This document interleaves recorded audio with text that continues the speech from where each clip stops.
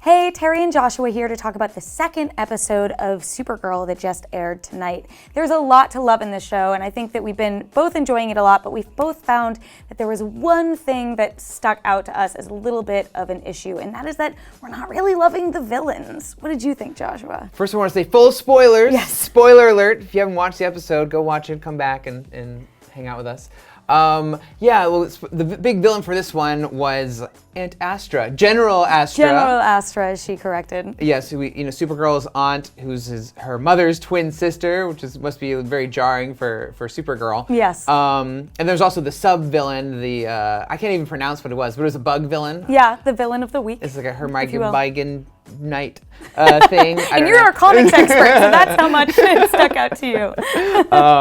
So it's Bug Guy, but yeah, he was kind of a villain of the week kind of guy who wasn't that impressive. Oh no, he did that one impressive thing where he threw those quills down and killed half the car. Yeah, I didn't mind his face special effects either. I thought it was weird and creepy. It was kind of like something from Guillermo del Toro, like Blade 2 vampires or the Strain, those things with the NAS. Anyways, back to the point. Astra is just, she didn't really, supposed to make a big impression for me. It was the problem. At the end of episode 1, was, I suppose the big impact was supposed to be, oh my gosh, Supergirl has her living relative and she wants to kill Supergirl. But it didn't really hit for me. It wasn't like in Flash when Harrison Wells, he got up out of the chair and I was like, oh my God, what is this guy up to? We keep sort of comparing it to the Flash, and maybe that's too high a bar necessarily to compare it to, because Harrison Wells was such an engaging villain in season 1. But General Astra didn't really click for me, and also sort of the emotional impact of it being another living relative I found was really muted, because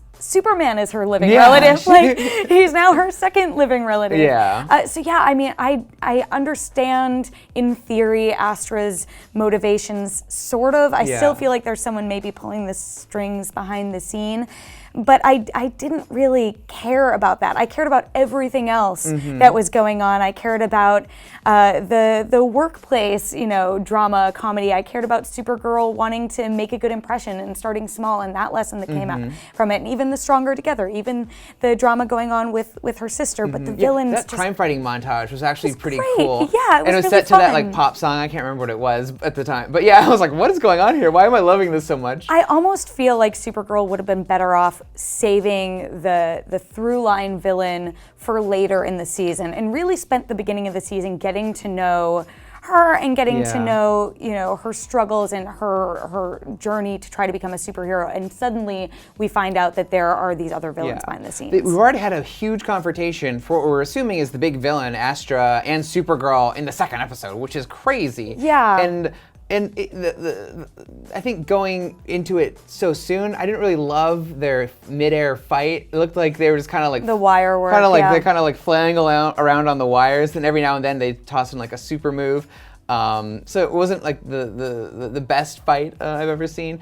And she also, just as a villain, she looks kind of weird in that she's got the black with the little crest right here, and then the hair. It looks like the really obvious white strip of hair, but it looks like it clearly doesn't belong. It's this is how you will differentiate her from Kara's mother. It's just one piece of white, and it's 5 inches longer than the rest of her hair, and it clearly looks like, what is it called? An extension. An extension. We've been teaching Joshua a lot of hairstyling tips today. So just her whole kind of look, and her very vague Zod-like thing of oh, I spoke out against. I wanted to do what was right. I wanted to save the people, and your mother put me away. It's very much like Man of Steel, right? Yeah, and I found that part a little bit interesting, but again, it wasn't really touched upon in any meaningful way. It feels like there was a hint, they were just, right. But again, I wasn't, in the moment, I wasn't really endeared or engaged by this character. I feel like it's not quite, I feel like they didn't earn that, having this big confrontation and having her give out some information like that quite yet. And I feel like the superhero shows that we do have on the air, specifically the Greg Berlanti ones like Arrow and The Flash, have gotten really good about having these case or villain of the week characters, but not necessarily having them feel that way. Whereas in Supergirl, they very much to me feel oh, and here's her conflict this week, and they don't really leave any impression.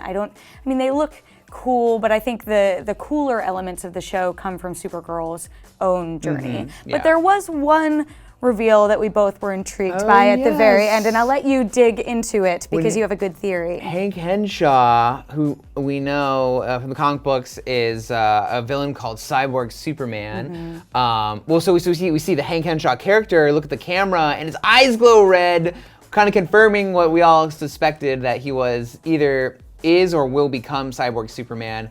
But if you're the head of this organization that's built on like detecting these like alien threats, and you are like a cyborg underneath, someone's not doing their job. Well, I guess if he's at the head, like he's the only one really mandating. Like he assigns like Joe's not very good at this job. Hey Joe, why don't you be on cyborg detection? So what do you think they're going to do with this storyline? Obviously, they're saving it. They're keeping this close to the chest a little bit. They're giving us this one. Maybe hint. He's the big villain. Maybe like I'm ready for that because I again feel like that having Astra be such a big presence so early on makes me think that they're going to do something different. You can't just keep hitting this same note for all 23, 24 episodes, and I feel like that would end up being really flat. Well, Harrison Wells did sort of like, he was the villain, but he cared for Barry and like was teaching her. Just like he's sort of like, hey, we're protecting you, I'm training you. Then again, I don't know if he's bad yet because he hasn't done anything bad. But when you see someone with glowing red eyes, they're probably bad, That's right? That's like, if you know nothing about comic books, that should be your warning sign that this is a villain right here. And he's a villain in the comics, so I gotta assume they're gonna go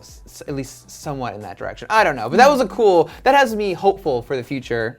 And again, this is like our one big gripe with the show so far. I like the show a lot. I'm really enjoying it, and I really thought that it hit its stride in this episode. I really just love Kara's journey of becoming Supergirl and the whole lesson that she learned, like, oh hey, start small, just like in my actual job, and work my way up. And I thought, some people sort of complained at the very beginning when the first trailer was released that it felt like this Devil Wears Prada sort of vibe, but I find that is the part of the show that's working the most for me. That and her, behind the scenes with her sister, learning about these other parts of her life. I just like it when she blocked the shotgun with her hand. Oh and yeah, the guy that just was flew awesome. Back. That was great. So So that's what we liked and didn't like about this week's Supergirl, but we want to know what you think. Let us know in the comments below, and stay tuned to IGN for all things Supergirl.